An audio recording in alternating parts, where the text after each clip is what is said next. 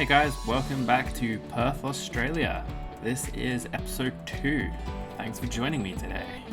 So today we're going to be working on the Swan River waterfront. This is an area called Elizabeth Quay. My Elizabeth Quay looks nothing like the real one. The real one recently had a bunch of reworks done to it and it looks amazing now. They got all these cool restaurants, cafes, and sculptures and big open space.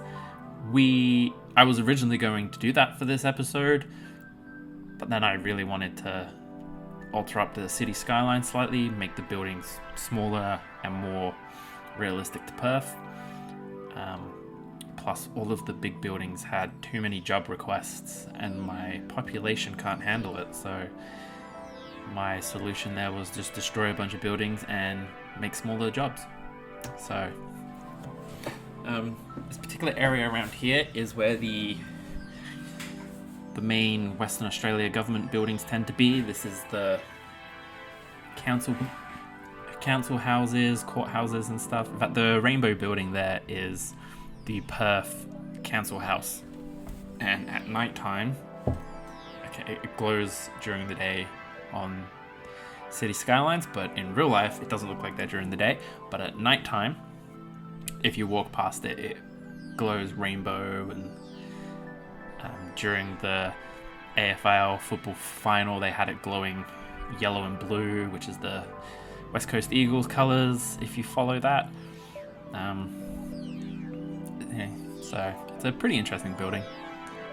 So what I'm going to be doing here is just filling this area in with some concrete. This area tends to be quite full of concrete. I want to go into the workshop and find some ploppable brick surfaces. I'm sure there's some out there. There's cobblestones, there's concrete, there's gravel, there's everything. So I'm sure I can find brick. Because this particular area in real life has a lot of... they just enjoyed putting down brick, I suppose, in Perth. And plus I think that will really bring out the area a lot. It would make the area different, show that there's something different there, which should be. Quickly get working on this little back lot here. It was a big empty space.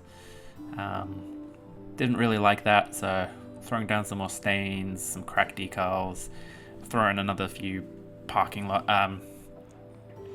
These parking lots are just decals. They're not working, unfortunately, but I can throw in some prop cars. No one knows the difference. These puddle decals that I use in a second. Decals? I think it's decals. Alright, I'm saying that wrong. I'm really tired as I record this. Sorry. The puddle decals that I use, I really enjoy them. I think they're really cool.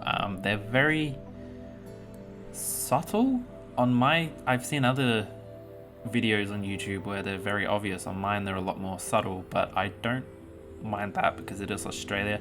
I've kind of gone for a springtime Australia, so there would be a little bit of rain here and there, a few puddles every now and then, but not too.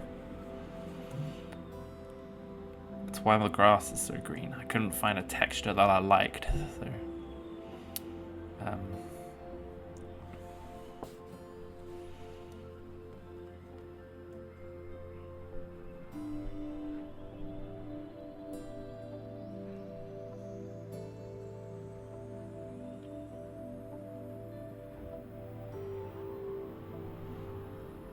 okay, now I'm just putting in some fences. It kind of separates the pedestrians from these backlots. I think I end up making this a bigger car park.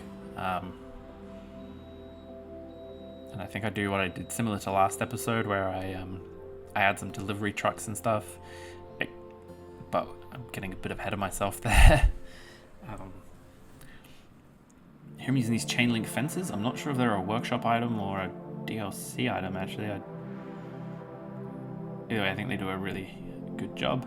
Yeah, here's the car park I mentioned. I had to re-download my mod, so it's telling me information.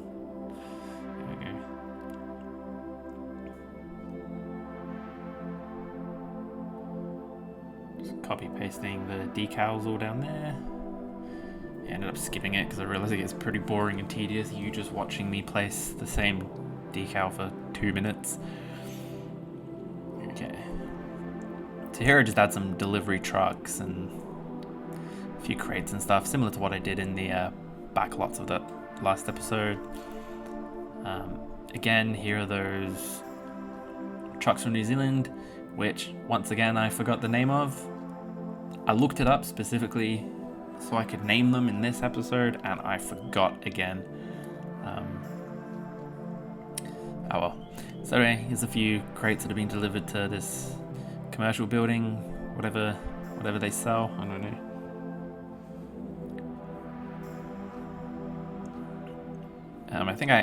So I end up filling this in with concrete, making this a little alleyway so that trucks will come in. It's not a working alleyway, it's just an aesthetic alleyway, but it's an alleyway nonetheless.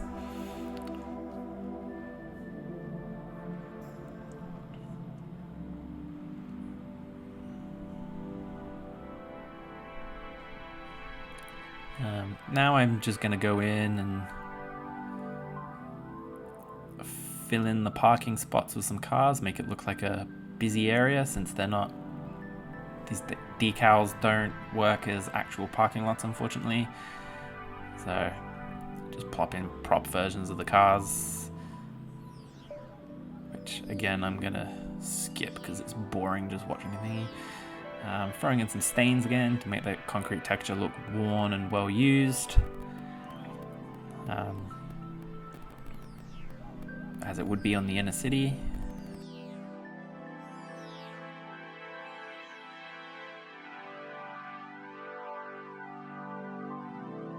And yeah, that's this area. Add a quick cinematic so you can see what it looks like. Enjoy.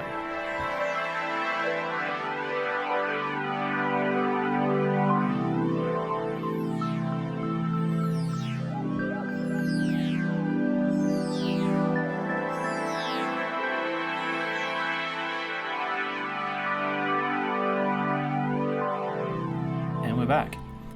I realized during that cinematic, after I had uploaded all the audio, recorded the audio, I've actually spliced this bit of audio in.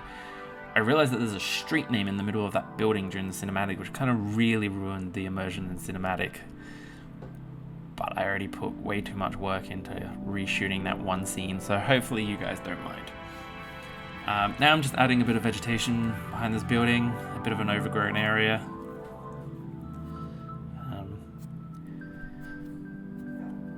I don't know if that's realistic or not, actually, now that I think about it. There are some buildings here in the city that have really big overgrown areas behind them, but just adding some trees to fill the empty space, that is pretty realistic of Perth. If there's a green space, there's normally a couple trees in it. This is the Supreme Court Gardens. The real life Perth, the Supreme Court Gardens, has all these water fountains and flower gardens and statues, which I'm limited in creating due to lack of assets. And if I get too many more assets, my computer will probably explode. So I'm working with what I've got. So I end up just lining the pathways with these rose bushes, which I think does the job. Looks quite nice, at least I think so. I will probably come back and explore this area later and add better garden beds around the places and